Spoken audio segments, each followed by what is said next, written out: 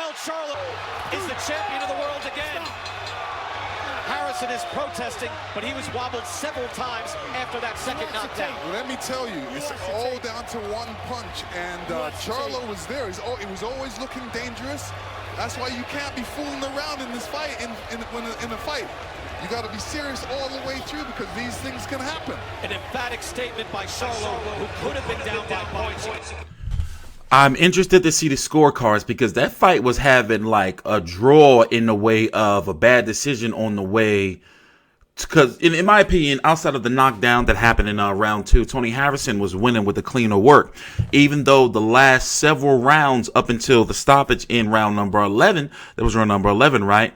Tony Harrison was slowing down. Excellent body work by Tony Harrison, though. But unfortunately, back to the drawing board, and all that trash he talked, shit. I am actually happy for Jermell Charlo, because he had more to lose than Tony Harrison.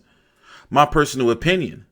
So now, I don't want to hear no shit. I want to see Jermell Charlo versus the winner of JROCK versus Jason Rosario, which is happening on January the 18th here in Philly, right?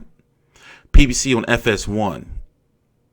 So we're going to listen to the post-fight interview. I had a tooth pulled earlier, so that's why I'm a little off right now. So we're probably going to do a jump cut. They're probably going to go to commercial break, and I want to hear what Jermell Charlo has to say.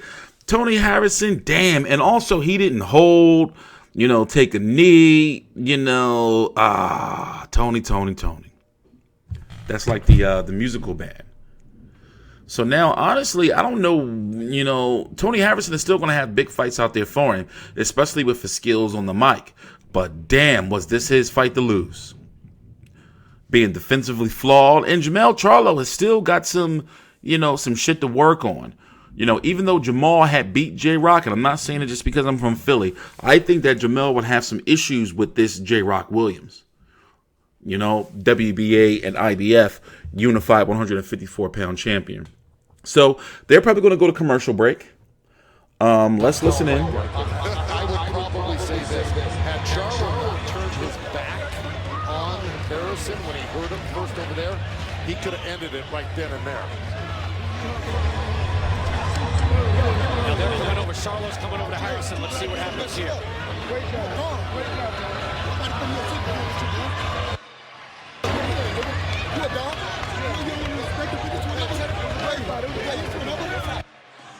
His better angels came out. He shook his hand, so that's good.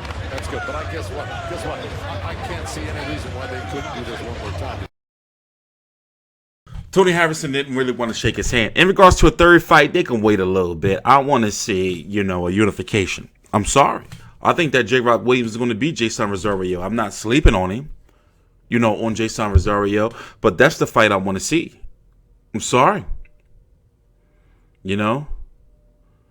Tony Harrison has gotten better, though. This was a different fight, almost like Canelo versus Golovkin 2, where Canelo on the first fight was on the back foot.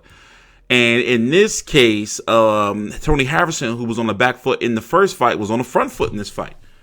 He was putting out some clean work, but you can tell that Charlo, wanted to get the stoppage. He was firing with purpose. And Jack Reese gave him every benefit. To be able to continue to fight. And remember, Jack Reese was the referee for Wilder versus Fury. A lot of people felt he gave Fury a long count. I don't. It's at the referee's discretion, damn it. But yeah, Tony Harrison wouldn't hold, And he looking and mad at Jack Reese. It's like, yo, bro, you could have took a knee or did something, So happy for Jermell. They're probably going to go to commercial break soon. We're going to take a little break, and I'm glad this night is over this weekend. I'm going to take a few days off, and then we're going to get back for Tank Davis versus Yorkis Gamboa next week, and we're going to talk about the rankings. The twin brother Charlos. Look at Tony. Damn, Tony. One and done. At least he got to be a world champion, At least he got to be a world champion. But the stoppage was waived by Jack Reese. Perhaps something we'll see it as controversial, but there were a number of knockdowns, including 2 in that round before the stoppage was made. Let's go to Jimmy Lennon Jr. Ladies and gentlemen, we have the time of 2 minutes, 28 seconds in round number 11. Our referee in charge, Jack Reese, stops the contest. He is the winner by way of knockout. He is the new and now the two-time WBC Super Welterweight Champion of the World, Jermell Iron Man Charlo. Vindication for Jermell Charlo. He was tested mightily on this night. It was tactical, it was excellent, it was exciting. We go to the punches landed by CompuBox. Charlo with the slight advantage. Again, at one point, 8 of the 10 rounds were decided by 2 punches landed. That's extraordinary. Power punches, Charlo with the advantage. And again, the judges had Charlo ahead. We didn't know if that was going to be the case. Really? Let's see those cards. This fight too. Yeah, it was a close call. It was a close fight, and we're gonna get to Heidi right now. Let's see what Heidi says with Jermell. Thank you very much. Well, I know you missed that thing on your shoulder, but boy, did you get it back tonight, and did you get it back the way you said you were going to get it back? I have to ask you though. You got up on the ropes before the fight was over. You thought it was over. Who told you? Did you see the ref, or was it Lennox who was actually waving you back to tell you to get back? The action's still underway. That's the second time that happened to me in my career. I thought it was over. I ain't no referee. I'm glad to see him happy. Look. But hey, I got that belt back. It took me a while. I got it out in the 11, but I didn't leave it up to the judges. Most definitely did not do that tonight. I have to ask you, you said you were going to come in with more punching power. We saw you come out aggressive, but he was able to put you against the ropes a lot in this fight. What was happening there? Hey, Tony, he was a former champion, and he come to fight. He had a lot on the line. He had pressure on him. I did what I had to do. I went in there, I dictated, I dominated, and I knocked him out.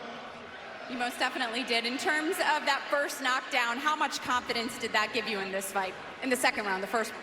It let him know and me know that the power real. Better avoid it or respect it, or they gonna check it. What did Derek just say to you? I don't even hear nobody. Good boxing match. This was about boxing. It was a good boxing match. Shout out to my manager for being able to put me back in this thing right away. Shout out to Fox for being the network to show. Thank you, Al Heyman. And 2020 gonna be real. 2020 gonna get live, baby. Yeah. I have to ask you, because there was so much animosity between the two of you. I saw you guys have words after this fight. What was said, and is this water under the bridge now? Well, listen. I'm a gentleman at the end of the day. I got a family to feed, and so do he. And he got in there to do what he had to do, and I did what I had to do. I made it victorious, made the best man win. So I show my respect as good sportsmanship. But at the end of the day, I don't like the dude. Period. Did you fight him again ever? Oh shit. Yeah, we'll get it in. It don't matter. But I'm off to bigger and better things. All right, next year, we've got a big fight coming up in January. JROCK will look to defend his titles. We haven't had an undisputed champion in this division since 2004. The last one to do it was Winky Wright. Before that, it goes back to 1975. Would you like that fight?